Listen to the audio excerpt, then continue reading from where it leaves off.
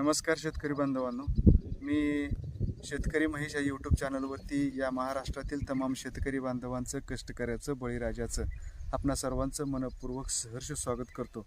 पाठीमागच्या व्हिडिओमध्ये आपण शेवगा शेती करणाऱ्या शेतकऱ्यांसाठी, इच्छुक शेतकऱ्यांसाठी आपण एक व्हिडिओ बनवला होता. त्याच्यामध्ये आपण शेवगा शेतीसाठी जमिनीची लागवड कुठल्या पद्धतीची करायची, जमीन कशी असावी, बियाणांची निवड आणि लागवडीसाठी योग्य अंतर या संदर्भात आपण सर्व माहिती पाहिली होती.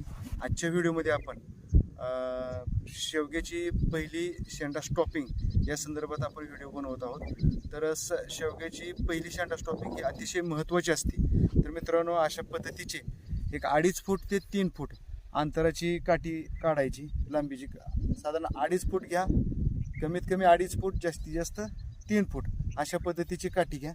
सोबत कात्री असावी. आणि आता हे बघा, हे माझं झाड आहे. तर काय करायचं, झाडाला अशी काठी लावायची अशा पद्धतीने. याचा शेंडा कट करायचा 2.5 फुटावर अशा पद्धतीने शेंडा कट करायचा. आणि बुडातली खालची एक अर्धा फूट खालून बुड असं स्वच्छ करून घ्यायचा. बुडातला असा पाला काढून घ्यायचा. जर बुडातून एखादी जर ब्रँच फुटली असेल तर त्याला कात्रीच्या साह्यानं कट करायचं. हाताने ओढू नका.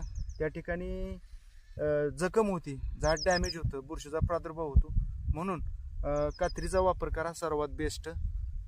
अशा पद्धतीनं पहिली शेंडा स्टॉपिंग करा. पहिली शेंडा स्टॉपिंग झाल्यानंतर याच्यावर इमामॅक्टिन, इम्बूज आणि 22 एखादं बुरशीनाशक घ्या किंवा M45 घ्या. साध्या हलक्या औषधाचा वापर करा जास्त, कारण शेवगा हे अतिशय सेन्सिटिव्ह पीक आहे. ह्याला जास्त हाय लेवलची, हाय पॉवरची औषधं चालत नाहीत. आणि सारखं फवारू नका. त्याला वातावरणामध्ये व्यवस्थित नैसर्गिक पद्धतीने वाढू द्या. अमावस्याला, पौर्णिमेला आळीचा हात घ्या, त्याच्यामध्ये एखादा बुरशीचा हात घ्या. आजच्या भागामध्ये एवढंच. नंतरच्या भागामध्ये आपण अजून नवीन माहिती आपल्या महाराष्ट्रातील सर्व शेतकरी बांधवांसाठी, शेवगा उत्पादक शेतकऱ्यांसाठी आपण घेऊन येत आहोत. तोपर्यंत सर्वांना राम राम. जय हिंद, जय महाराष्ट्र, जय जवान, जय किसान.